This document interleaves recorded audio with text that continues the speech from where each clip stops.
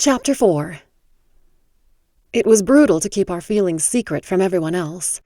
All that winter, Rhys and I hid our relationship from everyone. For his part, Rhys was determined to do things properly, to find a way to ask Papa for my hand in marriage and prove that he could be a good provider. And I was just as staunchly determined to ensure that he would never have to spin again once we got married. Therefore, I began stealing small bits of gold while Rhys spun for Mildred each day, hiding them away in my bodice before she came to inspect. It wasn't much. We knew that Mildred would notice if I took any more than a single thread or two off each spindle each day. And Rhys's curse prevented him from taking any gold that he spun for someone else.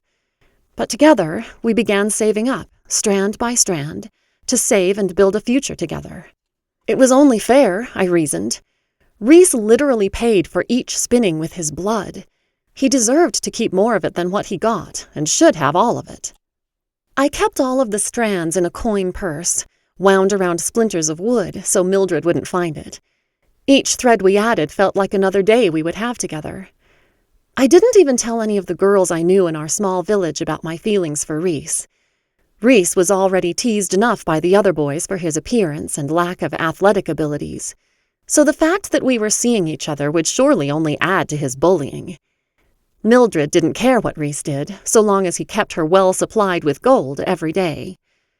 As snow piled up around Mildred's foul-smelling hut, Rhys and I stayed in the back room, Rhys busily spinning all of the straw that his adoptive mother gave him into gold, while Mildred worked in the next room, trying to figure out a way to melt down the gold thread without anyone discovering her source. We calculated that by the end of spring, saving at the rate we did, we would have enough to elope, with or without Papa's blessing.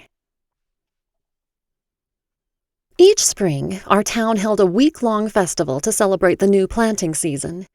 Couples paired off during dances, and games were hosted for the younger children, foot races and gunny sack hopping and the sort. The festival always reminded Papa too much of his and Mama's courtship, and he refused to go, determined to ward off the painful memory of losing her. Several young men from our village came to ask Papa if they could escort me to dances, but he refused each one, telling me later that none were good enough for me. I was secretly glad of Papa being so protective in these instances. It was only due to his exceptionally high standards that I hadn't been married off already, and many of the men who had asked to take me were less than reputable. It was rare that I chose to take extra care in my appearance. The gift portion of my curse already made it so I could do nothing and still be radiant. But for the festival, I abandoned my usual lack of interest and spent hours getting ready. I slept with my sunshine blonde hair wrapped around rags so that the next morning it fell in golden curls around my shoulders. I also applied some of the makeup Papa had purchased from a foreign peddler and dabbed a tiny amount of perfume onto my wrists and neck. Normally, I attended the festival with several other girls my age, but most had found beaux, and Rhys had promised to take me to the dance. We often danced together at the festival, so us being seen together would be nothing out of the ordinary. But this year would be special. Now, instead of dancing with my best friend, as I had done in years past, I would be dancing with a man who made my heart leap every time I saw him. Even choosing what I wore was an anxious affair. Rhys always said I looked beautiful in anything, but as it was a special occasion, I wanted to dazzle him. I picked out a gown of deepest navy, with gold trimmings similar to the thread he spun, but that matched my hair perfectly. My corset cinched my waist down to a dainty, tapered point, perfect for showing off my figure while dancing. I'd spent years trying to avoid men taking notice of my appearance, only to now discover that I wanted Rhys, the one person who never seemed to pay attention, to notice. When I had finished with my hair, makeup, and dressing myself, I had to admit, I looked absolutely stunning. When I opened the door at the bottom of the staircase, I found Papa tracing his finger along the portrait of Mama, as he did each festival week. I cleared my throat. "Papa, I know you aren't going to the festival, but may I go with a friend?" I asked, careful to avoid the name of which friend I would be with. Papa smiled indulgently at me. "Of course, Maggie. Here." He handed me a small bag with an assortment of coins. A young girl needs spending money at a festival. Go get yourself something pretty." I swooped to peck him on the cheek. "Thank you, Papa." "You look lovely today, darling.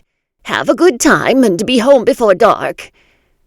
Papa looked so sad, sitting at the kitchen table staring at the portrait of Mama, that I was tempted to stay with him a little longer. But I had promised to meet Rhys early, and as much as I wanted to comfort my father, I knew that there was nothing I could say or do to cheer him up when he was in one of his moods. Besides, the allure of strolling hand in hand with Rhys at the festival, dancing together and spending time alone, was too good to pass up.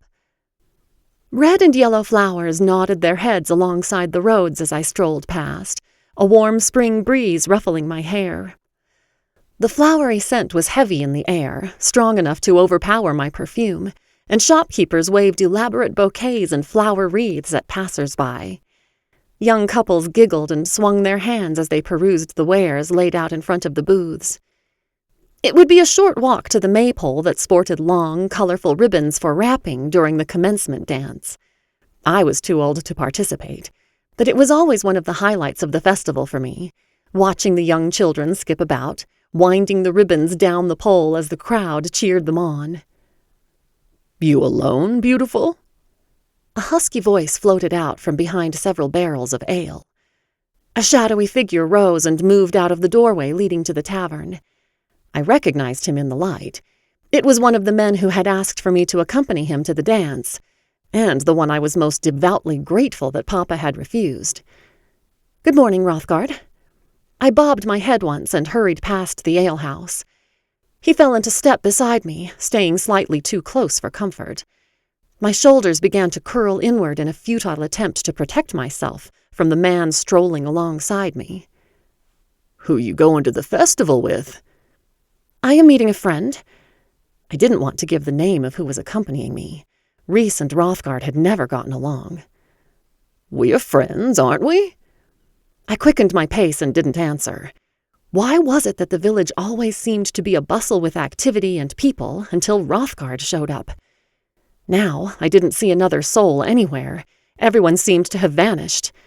For heaven's sake, it was the first festival morning. People should be crowding the streets. Hrothgar's legs were much longer than mine, and he had no trouble keeping up. "What's the hurry, sweetheart?" Hrothgar asked. "I am starting to think you don't like me." I looked around frantically for anyone else, but the street continued to appear deserted. Everyone else in town was just as afraid of him as I was.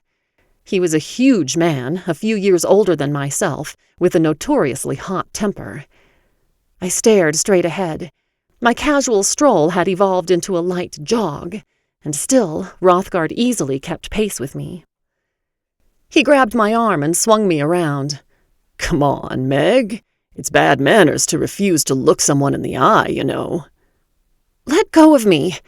I heaved against his grip around my wrist, which looked pathetically tiny in comparison to his massive forearms. Hrothgar laughed. The sound made the hairs at the back of my neck stand on end as his evil chuckle rolled around inside my head. "You sure look beautiful today. Who are you getting all dressed up for? Someone finally catch your eye?" "She said leave her alone." Another voice had joined Hrothgar's. I craned my neck around and saw Rhys coming toward us, even paler than normal, fists clenched at his sides. "Rhys!" Hrothgar's laugh deepened, and he stalked toward Rhys, dragging me along behind him. Now, instead of trying to pull myself free, I began trying to pull Hrothgar back from Rhys. Rhys had no chance whatsoever in a fight with Hrothgar. I could see the fear in his eyes even as he stood there, back straightened to its fullest height and trembling. "Let Meg go." Hrothgar walked right up to Rhys and shoved him in the shoulder. "Why don't you make me?" I continued to strain against Hrothgar's tight grip around my wrist, while simultaneously attempting to tug him away from Rhys. "Both of you stop!" I may as well have remained silent for all the notice they took of me. I became frantic. Rhys and Hrothgar were chest to chest and nose to nose, neither one backing down. "She is going to the festival with me," Rhys stated, placing extra emphasis on the last word. Hrothgar threw his head back, howling with mirth. Not a chance, boy. It's true, I cut in. Hrothgar's grip around my wrist was really starting to hurt. I'm going with Rhys. Hrothgar looked between us, a look of utter disbelief on his face. No, you aren't. With him? The pathetic, sickly orphan boy who lives in goat dung? He's nothing. And yet she still picked me over you, shot back Rhys. What does that say about you? Hrothgar's face twisted into an unpleasant sneer as he surveyed Rhys. Even though Hrothgar didn't pick up on the way Rhys stood slightly to the side to alleviate his back pain, I did, and knew he was hiding it well. You don't look sick to me. You don't look stupid, yet here we are. I groaned. Rhys and his smart mouth. Hrothgar, you can still go and have a good time. Why don't you ask Edna to dance? She likes you. Hrothgar ignored me but finally dropped my arm. I massaged my wrist where a light bruise was already starting to form. Rhys noticed and dropped his eyes to inspect my injury. That one break in eye contact was all the opening Hrothgar needed. He drew back his fist and slammed it into Rhys's cheek with a vicious right hook. A scream was ripped from my body as Rhys went flying backward, landing in a crumpled heap on the ground. I dashed over to where he was huddled and gently turned him over. His lip was bleeding, a spectacular black eye was forming, and the whole left side of his face was swelling rapidly. I could sense Hrothgar approaching behind me, and I whirled on him, leaping to my feet and drawing myself up to my fullest height. You! I couldn't think of a single word bad enough to describe Hrothgar. Instead, my hand leapt up of its own accord and slapped Hrothgar across the face with all the strength I could muster. Hrothgar's head barely turned from the limited force I was able to exert. His eyes narrowed and he flexed his muscles. I had no idea what form of retaliation he had in store for me, but I stood protectively over Rhys, shoulders squared, and glaring defiantly up at the brute. Hrothgar pulled one of his own ham-like hands back.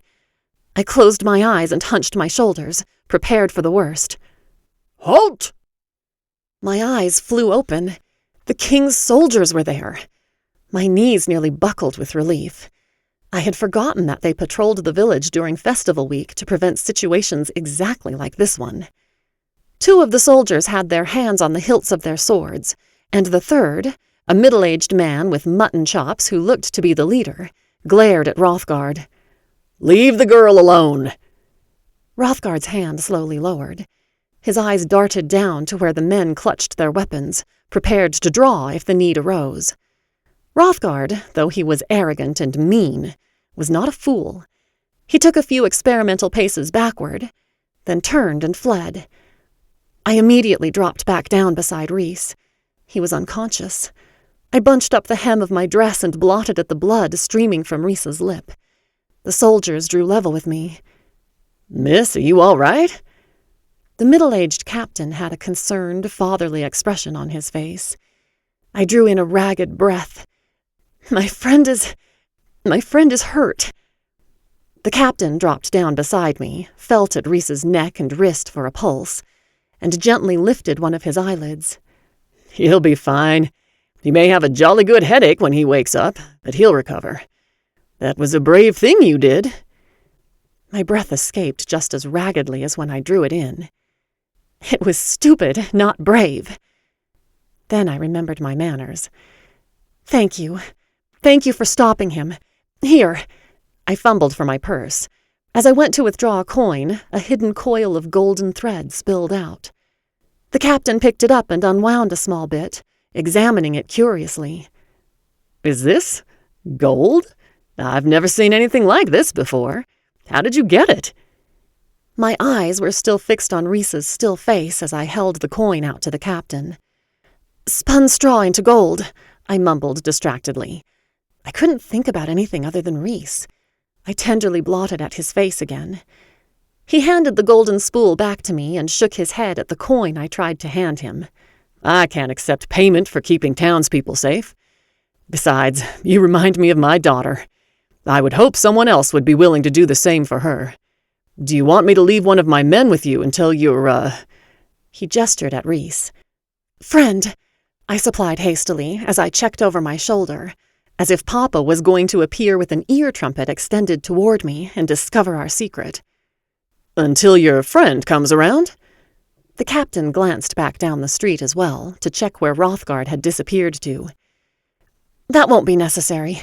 We aren't far from his home. I could just... The captain raised his eyebrows. What, carry him? He chuckled good-naturedly and shook his head. You really are like my daughter. Don't be afraid to accept help. He snapped his fingers, and the other 2 guards came to lift Rhys. Men, follow this young lady. I led them to Mildred's house and braced myself. She would hate this. I gritted my teeth and knocked on her front door. There was no answer.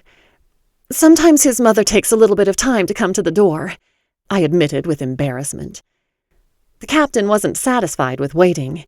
I cringed as he banged loudly on the door. Mildred got angry when people visited. Open in the name of the king, the captain roared. You have 3 seconds. 1, 2... The door flew open. Mildred, wrapped in a grimy shawl and smelling of sour milk, blinked in the bright sunshine, then frowned at the sight of Rhys being borne between the 2 soldiers. She grumbled an inaudible curse under her breath. Leave him on the bench outside, she said with a scowl, then slammed the door. The captain looked around at me in disbelief. I raised my shoulders in apology. That is almost cheerful for Mildred. The bench should be fine, really. That wouldn't be very comfortable, the captain said skeptically, stroking his mutton chops as he stared at the hard wooden bench in the blazing sunshine, then cast his eyes around. They lit on the haystack on the shady side of the house. Men, set him down over there. At least it isn't straw, I thought, and it certainly would be more comfortable than a hard bench. I hastened to fluff a pile of hay, then snatched a threadbare blanket off the clothesline and flung it over the heap. The guards laid Rhys down, who groaned softly in his sleep as his body transitioned onto the haystack. Much better than that old bench, don't you think? The captain grinned, pleased with his own ingenuity. Then he straightened up and saluted smartly. Miss, I hope the rest of your day is far more pleasant than its start. I wish your friend a speedy recovery. I curtsied as the 3 men turned on their heels and strode back to town. It was another hour before Rhys finally woke up. I continued to blot at his bleeding lip until it stopped, drew water from the well, and laid cool, damp cloths across his face to help the swelling go down. Rhys stirred, and the eye that wasn't swollen shut opened a fraction of an inch. I gently stroked his forehead, removing the few strands of platinum blonde hair clinging to the sweaty surface. What happened? Rhys muttered as he lifted his fingers to feel his swollen and bruised face. He immediately winced and quickly removed his hand, the muscles in his neck straining. You beat up Hrothgard. Shame you don't remember it. You put up quite the fight. He's a mess. Rhys closed his eye again, and his neck relaxed. Well, you're a terrible liar. How embarrassing was it, really? I picked a few pieces of hay off Rhys's shirt and flicked them away. Not embarrassing at all. It was heroic how you stood up to him for me. I didn't even get to punch him, did I? I did that for you. Rhys cracked his eye open again. You punched Hrothgard? I slid down to lie beside Rhys in the hay. Well, slapped. I didn't actually punch him. I held up my hand and closed my fingers. The fist I made looked ludicrously tiny compared to what Hrothgard's had been. I don't think it actually hurt him, though. Did it feel good to hit him? Absolutely. And you somehow are still alive to tell the tale. I told the story of the soldiers' timely arrival and of their gracious help. Rhys groaned. And there I was, out cold the whole time. I laughed. You wanted to be my knight in shining armor, didn't you? He gingerly felt his swollen eye. Naturally, but I think I have a different kind of shining going on here. Need me to kiss it better? I teased. Rhys raised himself a few inches out of the hay and looked around as best he could with his puffy eye squinted shut. As tempting as that is, I don't want you to while we are in front of the window. Mildred might see." I gasped in mock horror. "Ashamed of me, are you? I see how it is." "Of course you do. You see twice as well as I do right now." Rhys gestured grimly at his swollen face. "You're still far better looking than Hrothgar." Rhys cocked an eyebrow in disbelief. I nodded my head solemnly. "It's true. Tanned, brooding, and overly muscled is no longer fashionable. Thin, spindly, and pale is all the rage now." "Ah, I have arrived at last. Popularity, here I come." Rhys stretched his arms out to the side as if celebrating a major victory, and rested an arm around me as he dropped back onto the haystack. I snuggled into his side, resting my head on his chest. "Yes," I continued placidly, "I will have to use my newly discovered combat skills on all the girls that flock to your side now, begging for you to marry them." "Too bad for them. I'm already spoken for." I tried to ignore the increased beating of my heart and dropped my playful air. "I think we almost have enough now. I was counting last night."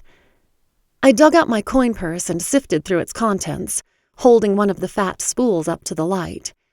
The sun reflecting off the golden strands symbolized freedom, and it filled me with hope. "It will be tight for the first few years, but we can make it work, especially if you come work at the mill with me and Papa."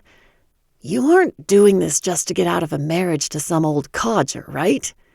Rhys interrupted me, a playful tone to his voice. I traced my finger along his arm, circling around the raised nodules that dotted his elbows and knuckles. "That depends. Are you willing to marry me just to get away from Mildred and help a friend out of a possible engagement to said old codger?" Rhys rolled onto his side to face me. "Meg, you know I want to marry you because I love you. I think you return my feelings, but if you don't—" "I do." Rhys grinned. "A little early to be saying I do. You're supposed to wait for the ceremony, you know." I swatted at his shoulder. "I do return your feelings. I love you too." "All of my thin, pale self?" "Every inch." Despite Rhys worrying that Mildred might be watching, I couldn't resist kissing him once. Then again, and finally once more. How I loved him. "Your father won't approve." I nibbled my lip.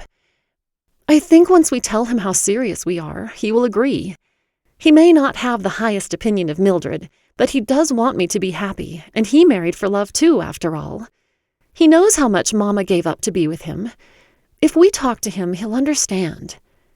"When do you want to tell him?" The reality that we were so close to our dream began to sink in, but it still felt surreal. "Let's enjoy Festival Week, and maybe see how much we can trade some of the gold for to make sure we have enough. Once it is over, we will tell him. If he doesn't approve, well then, I guess I will have to take you up on your original offer, and we can elope." Rhys's face lit up. I had never seen him so happy. "So, it's settled. We are going to get married, no matter what." "We are going to get married," I repeated, a broad smile widening across my face as I basked in the simplicity of the enormous statement that would alter our lives. I was starting to visualize what a life with Rhys would look like. A mother passed by not far from where Rhys and I were lying, clutching a squalling baby in her arms. My gaze latched onto the infant. In a year or two, we might have one of our own. My thoughts seemed to be shared by Rhys, who was watching the baby too. We caught each other's eye and grinned guiltily, as if caught in wrongdoing. "Don't get ahead of yourself," Rhys warned me. "We still have to get married first."